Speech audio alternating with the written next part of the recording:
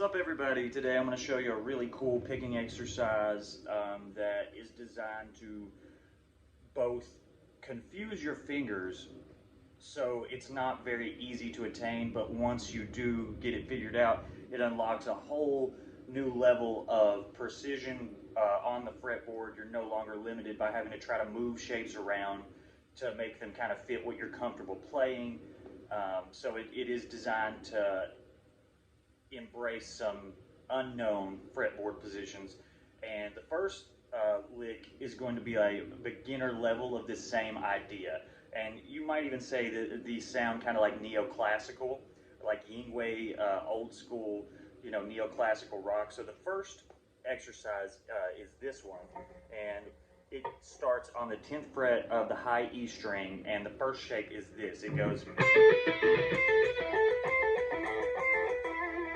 so that's 10 on the E, and that's 12 and 14 on the B, and then 13 on the G, and then back to the 12, 14. So the shape is going to be this the whole way through on all these exercises. You're just repeating that basically. You've got one note on the high E, two notes on the B, and one note on the G, and then you come back to the two on the B and continue doing it. So the whole thing played through goes like this. And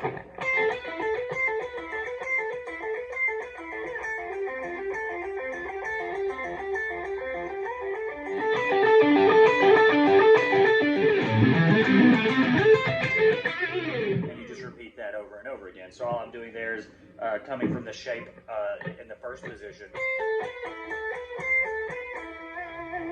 Then you move to this shape, 7th fret on the high E.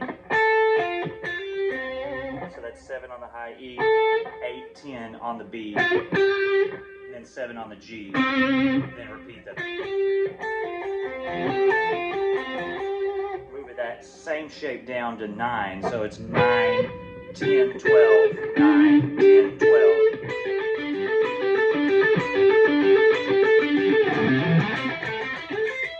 That's just a minor arpeggio, 7th fret on your low E. 5,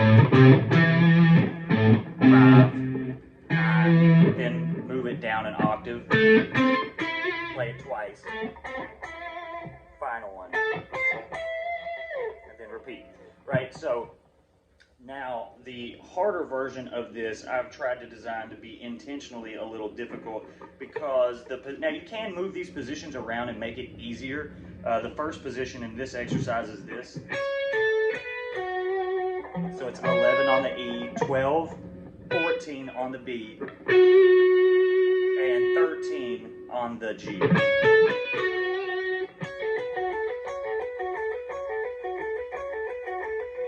So this is using every single finger, and you really don't have any room to mess around with this position. It's designed to be in this shape.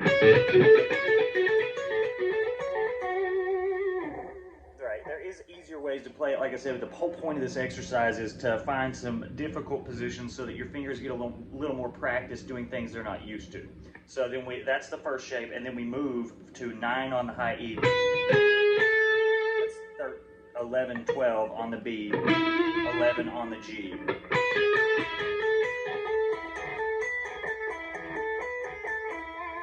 if you'll notice, it's a little more harder to play it this way, using the ring finger to catch that 11 on the G. So I'm just moving my index finger to catch it from the 9. For me, that's more comfortable. It might not be for other people. So that's the second shape.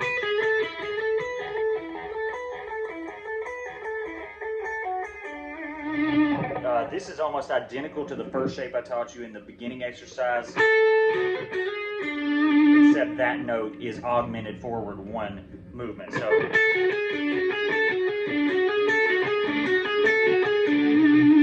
that's 7 on the high E, 9, 11 on the B, and then 9 on the G, and then repeating the pattern. So it's 6 on the high E, it's 8, 9 on the B, and it's 8 on the G.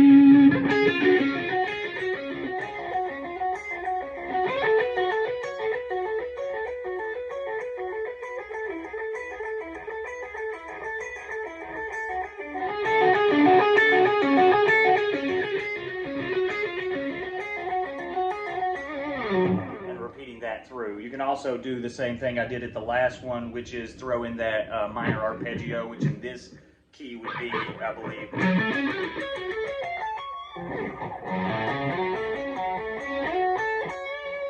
So all together it would sound like.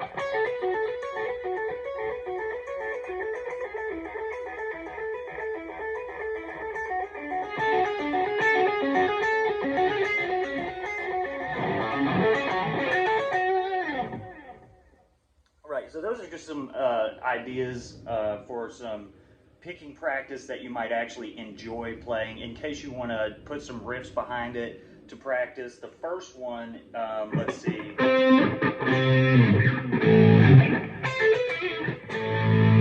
Right, so I'm tuned down a half step for you guys in standard.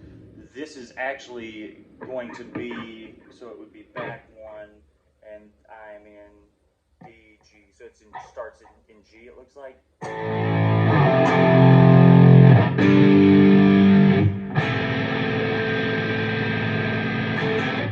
No, wait, I'm sorry, it's A, right? So it's going to be B minor for me. If I'm pretending I'm in standard.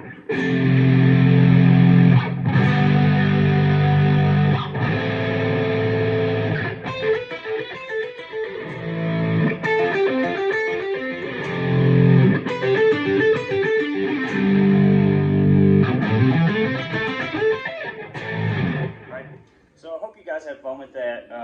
Try to find some different ways to play these pattern shapes and show me what you got, because I'm always looking for really difficult scale patterns to play that I'm not used to playing. It really does help unlock your understanding of the fretboard, so when you're improvising or when you're writing, you have a whole lot more positions and ideas to work with when you're creating a scale or you're working on a solo or something.